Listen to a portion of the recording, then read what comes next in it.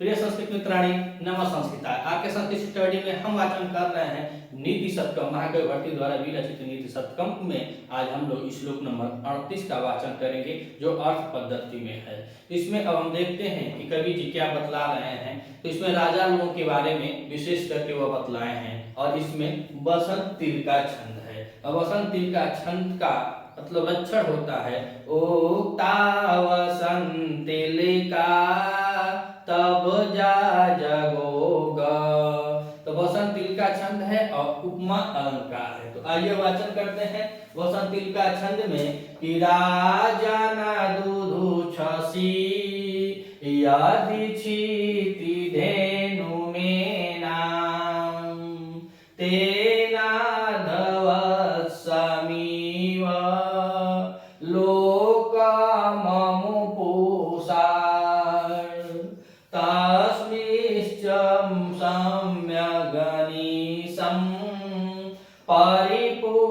परिपुष्यमाणे नाना फलं फलति कल्पलतेव भूमि उक्ता वसंत तिल का तब जा जगोग नाना फलं फलति कल्पलतेव भूमि। तो इसमें बसंत तिल का छंद था और उपमा अलंकार है।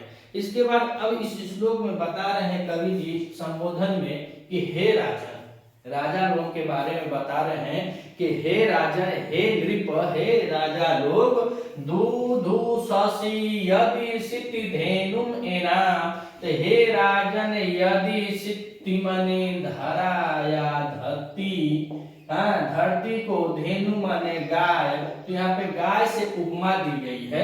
तो कह रहे कि हे राजा लोग, अगर आप लोग धरती को यदि एनाम धेनु से दूध शशि, तो कह रहे कि हे राजा, हे राजन, अगर आप लोग धरती को गाय की तरह दूहना चाहते हैं, अर्थात पृथ्वी से आप धन धान्य कमाना चाहते हैं, रत्नों को पैदा करना चाहते हैं, तो ही बता रहे कि हे राजन, हे राजा लोग, यदि धेनु सिति अर्थात धरती रूपी पृथ्वी को अगर आप दूहना चाहते हैं, तो तेन अध वत्समीव लोक ममु पुषाण। तो आज से ही, अर्ध माने आज से ही, तो कह रहे कि अगर आप पृथ्वी को गाय, धेनु गाय की तरह दूहना चाह रहे हैं, तो आज से ही कह रहे हैं कि वत्समीव लोक ममु पुषाण, तो उसके बछड़े को आप पालना सीख ले या उसके बछड़े को पालना शुरू कर दें। कहा जाता है कि अगर आप गाय दूध आपको तभी देती है कि जब गाय के बछड़े को आप पहले छोड़ते हैं, वह जाकर पीता है, फिर उसको खींच कर बांध दिया जाता है, फिर बीच में दूध निकाला जाता है, उसके बाद फिर बछड़े को छोड़ा जाता है। तो ये कह रहे हैं कि अगर आप धेनु रूपी अर्थात गाय रूपी पृथ्वी को अगर दूहना चाह रहे हैं, तो उसके बछड़े को आज से ही पालना शुरू कर दें। यानी कि बछड़े कह रहे हैं, तो अगर धेनु गाय के संबंध में लें तो वत्स माने क्या होता है, बछड़ा होता है। अगर यही पृथ्वी के लें तो या क्षिति माने धरा अगर है, तो वत्स माने लोग जो है, जनता जनार्दन जो है, जो राजा है, आज के युग में अगर कहा जाए तो नेता मिनिस्टर के जो प्रजा है, जो वोटर है, यह सब लोगों को कह रहे हैं कि तुम पालना सीख ला। और कैसे कह रहे हैं, तो लोक ममु लोक पुषाण वत्समीवानी की लोक कल्याण के लिए जो बछड़े का कर रहे हैं, तो कह रहे हैं कि अब तुम उस बछड़े को अपने पुत्र की तरह पालो। जैसे गाय के बछड़े को पाला जाता है, वैसे ही अगर हे राजा आप चाह रहे हैं कि धरती गाय की तरह आपको धन दे, दूध दे, चाहे धन धान्य दे, पृथ्वी से रत्न निकालना है, तो पृथ्वी पर जितने लोग हैं अपने प्रजा के समकक्ष, जो तुम्हारी प्रजा है, उन प्रजाओं को अपने पुत्र की भांति पालना सीख लो या पालो। अब कह रहे का नीचे कि तास्मिस सम्यक अगनिस परिपुष्यमाणे।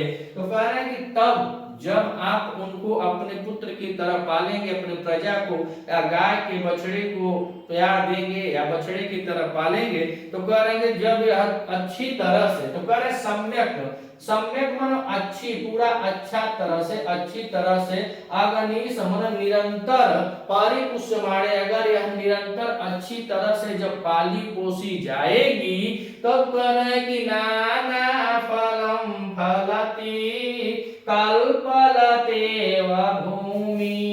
तो कह रहे हैं कि जब यह सम्यक अग्निशम, तो जो यह अच्छी प्रकार से, संपूर्ण प्रकार से, निरंतर परिपूर्यमाणे, अगर यह निरंतर अच्छी प्रकार से जब पाले पोसे जाएंगे, अर्थात कोई नेता इस समय मिनिस्टर है, अच्छा मंत्री है, जिसके राज्य में हम लोग हैं, अगर वह अच्छे ढंग से हम लोगों को पालते हैं, पोसते हैं, रखते हैं, तो निरंतर वह हमेशा उस पद पे बने रहेंगे। वही यह कह रहे हैं कि अगर इन लोगों को अपने पुत्र की तरह, हे राजाओं, अगर अपने प्रजाओं को अगर पुत्र की भांति पाल रहे हो और निरंतर उनका देख रेख कर रहे हो, तो यह पृथ्वी क्या करेगी? तो नाना फलम फलती कल्पलतेव भूमि।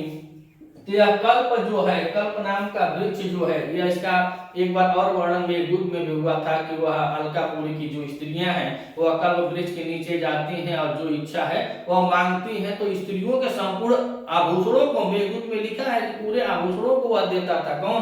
कल्प वृक्ष। उसी तरह कह रहे हैं कि यह जो धरती है, यह भूमि है, धरती है, वह कल्प वृक्ष की लतेओं के समान है, कल्प वृक्ष की शाखा है और नाना फल फलती, यह अनेक फलों को प्रदान करेगी। अगर इसको दुहना चाह रहे हो राजा लोग, इसके बछड़े को या अपने प्रजा को पुत्र की तरह पालना सीख लो।